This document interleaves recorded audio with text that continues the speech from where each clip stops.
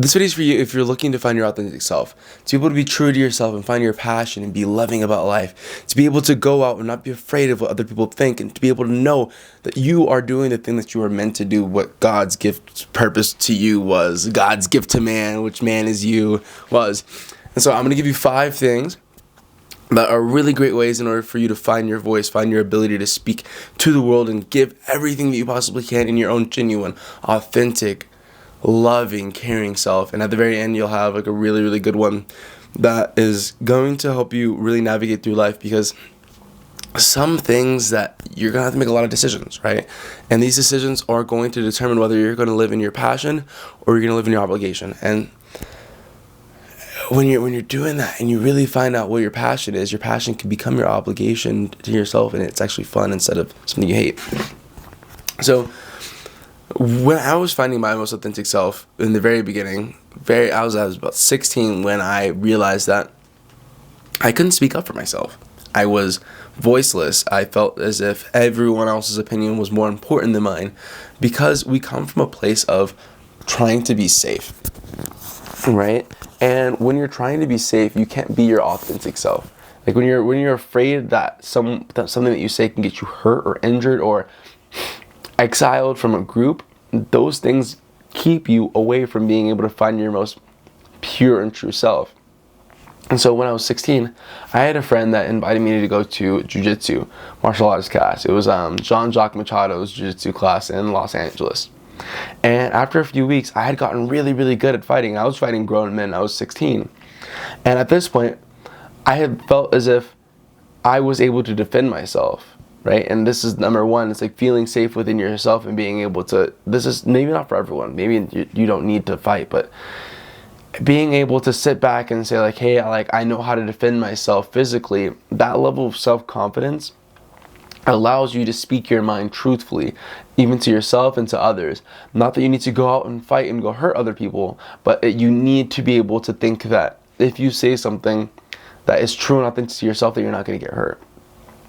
It's really that simple. I wish I had like a long, detailed idea behind it, but I remember the few weeks after that, I was able to speak my own mind, tell the truth, be honest. Like, for the very first time, I didn't have to just agree with what everyone else said. And it came from a place of like, okay, if they attack me, we got this, let's do this. The second thing is, see what you're passionate about, right? Not what you should do.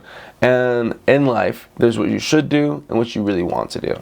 And following your passion genuinely makes you more happy, and you move from a place of positive feeling. And moving from a place of positive feeling will definitely give you better results. Because if you're moving from a place of disparity, requirement, obligation, fear, doubt, worry, that place gives you poor results, and you get results that replicate fear, doubt, worry, anxiety, obligation, and all of that.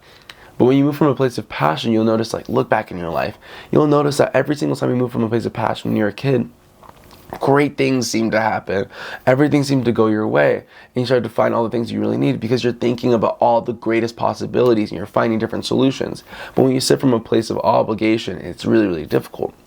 For example, I was living in Hungary at some point, trying to create a company, write a book, and doing all these different things, but I was under the obligation of, I need to take care of a family, I need to make sure I make enough money so we can go to Thailand, because I had left the country and I was under a lot of duress, right? And this duress came from a place of obligation, and I couldn't think of all the greatest possibilities, all the different people I could head up, or different ways of marketing myself, because I thought I needed to do it right here, right now, or else I was screwed. And that place of feeling so screwed really essentially screwed me. And so I think looking back at that time, had I just relaxed and just thought of it like everything I do is going to be okay, I would have found plenty of different ways to make more money. Because eventually when I got back home, I started making money on TikTok Shop immediately.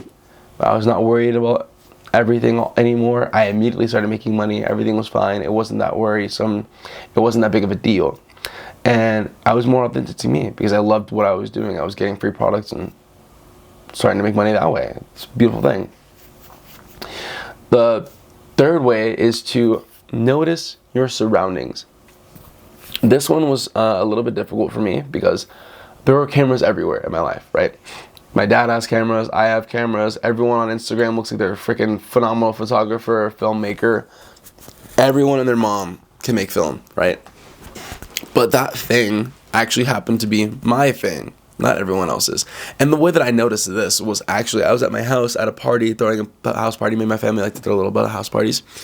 And I walk in with like a camera as a joke. And the kid's like, why do you have that? And I was like, what do you mean, why do I have this camera? Like, duh, like it was on like a DJI gimbal and like a Canon R6, and it looked really cool. And he goes, why do you have that? I was like, I don't know. I'm like, why? Doesn't everyone have a bunch of camera stuff like everywhere all the time? Like, no, dude. And I was like, huh? And I didn't realize like the camera thing was my thing. So look around your surroundings. Like, what do you see on Instagram pop up a bunch? What do you see happening around you? Like, for me, it was a lot of camera equipment, a lot of studio opportunities, a lot of these things. So I thought everyone and their mom was like a photographer, a videographer, or whatever, but that's just not the truth. It just happens to be what's inside of my life filter. And once you stop being so afraid of that thing that you think everyone can do, it's like, duh, everyone can do this. That is a little bit actually just you. And that's where you should start heading, is into the wave instead of fighting it because you think that everyone's doing it.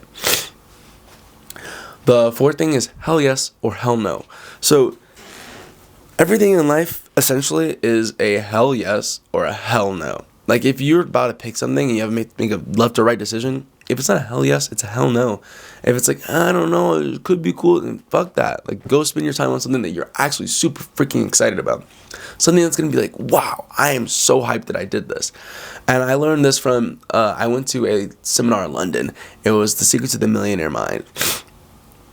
Great freaking seminar, and they gave us this online course after, and this course like required me to like join some like $10,000 other course. It was insane. Anyways, at the end of it, there was it's called the Seminar of the Century, and by T.R. Becker. And one of the speakers says it's either hell yes or hell no, and you'll feel it right in your life. You know that there are so many decisions that you need to make. Maybe this is a big one that you're making right now, and it's either hell yes or hell no. Does it feel like obligation? Does it feel like passion? And that moves over to the last one. Passion over obligation, right? Obligation is that deep, heavy feeling and that weight in your chest where you got to do it because you think that if you don't, people are going to hate you, or you're not going to be able to look up to other people. Your only obligation is to yourself. Unfortunately, in this life, your only obligation is to yourself. And yeah, I know we're in like a lot of different tough situations, but you will live your life in misery if that's okay with you and you need to live in that place of obligation. One, your results are not going to be as good as they were if you're living from passion. And two, you're just not going to enjoy life very much.